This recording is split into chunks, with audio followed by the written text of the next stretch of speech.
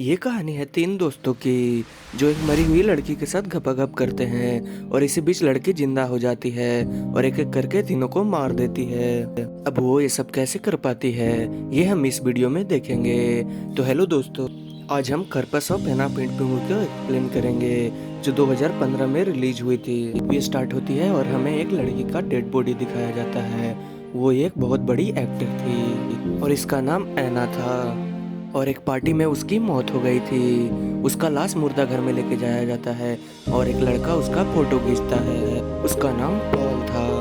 पाओ इस हॉस्पिटल में काम करता था। फिर थोड़ी देर बाद पाओ के दो दोस्त मिलने आते हैं। एक का नाम इवान और दूसरे का नाम जाविद था। फिर वो दोनों पाओ को पार्टी में ले जाने को कहते हैं, लेकिन पाओ कहता है कि मेरी शिफ्ट अभी 1 घंटे और है। फिर वो तीनों जाके ड्रिंक करने लगते हैं, जहाँ पाओ उन्हें बताता है एना ब्रिज की डेड बॉडी आई हुई है। फिर वो दोनों दोस्त पाओ को बोलते हैं कि वो उन्हें देखना चाहते हैं। फिर उन्हें एना को दिखाया जाता है।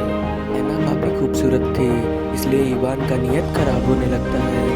इवान चादर को नीचे कर टच करने लगता है। जावी को ये देखकर बहुत अजीब फील होता है, क्योंकि इवान एक लाश के साथ ऐसा कर रहा था। इवान उसको छूकर और भी एक्साइटेड हो जाता है और वो पॉल से कहता है कि वो एना के साथ गपगप करना चाहता है। जावी इस बात से गुस्सा होकर उसे मना करता है। पॉल उसे कहता है कि मैं ऐसा और भी लड़कियों के साथ कर चुका हूँ और वो उसे एक वीडियो दिखाता है जिसमें वो किसी और लड़की के साथ गपगप कर रहा होता है। इवान कहता है हम तीनों भी एना के साथ गपगप करते हैं। जावेद कहता है कि मैं ऐसा कुछ नहीं करने वाला और वो वहाँ से जाने लगता है, लेकिन पॉल उसे जाने से रोक लेता है और उसे समझाने के लिए दूसरे रूम में ले जाता है और वो कहता है कि इसमें कोई प्रॉब्लम नहीं है, मैं ऐसा पहले भी कर चुका हूँ। जावेद इस बात से मना करता है और कहता है कि किसी मरी हुई लड़की के साथ ये सब करना बहुत गलत बात है। जब पॉल ईमान को देखता है तो वो एना के साथ गपगप कर रहा होता है। उसका काम हो जाने के बाद वो रूम से बाहर आ जाता है और कहता है कि उसे करके बहुत मजा आया, जैसे उसने किसी जिंदा लड़की के साथ गपगप किया हो। अब ये सुनकर पॉल की भी नीयत बदलती है और वो भी एना के साथ गपगप करने चला जाता है और वो गपगप करने लगता है। जैसे वो गपगप कर रहा होता है तो एना की आंखें खुल जाती है और वो जाग जाती है।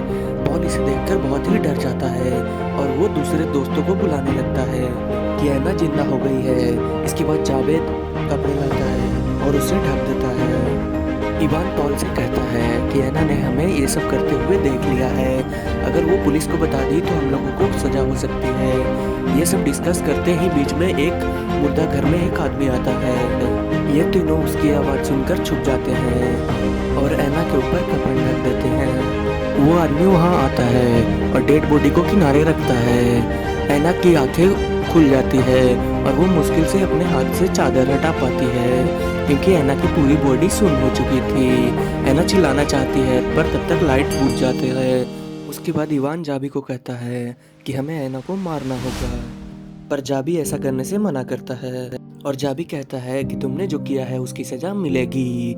जाबी जब एना को लेके जा रहा था तब उसे इवान रोक लेता है। इसी बीच दोनों में लड़ाई हो जाती है और जाबी के सर पे चोट लग जाती है। जाबी के सर से खून निकलने लगता है और ये देखकर पॉल और एना बहुत ही डर जाते हैं और वो उसे ठिकाने लगाने लगते हैं। जाबी मर जाता है, उसके खून को साफ करने लगते हैं। उतने में ही हॉस्पिटल का एक स्टाफ आता है।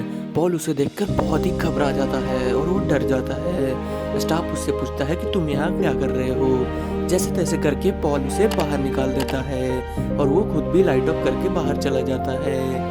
जाबी का बहुत खून बहने से जाबी का मौत हो जाता है। पाओ जब वापस आता है तो वो इवान को रोते हुए देखता है। वो उससे पूछता है कि क्या हुआ, तो जाबी उसे बताता है कि वो मर गया। उसके बाद पॉल भी रोने लगता है। फिर जाबी उसे बोलता है कि वो उसकी लाश को ठिकाने लगाना है। वो दोनों जब बात कर रहे थे तभी है ना जाबी के पैकेट में से फ़ोन निकालती है और किसी को फ़ोन लगाती है। ये पॉल देख लेता है और वो देख के बहुत ही गुस्सा हो जाता है। उसके बाद फ़ोन उससे छीन लेता है। एना बताती है कि उसने उसके डैड को कॉल किया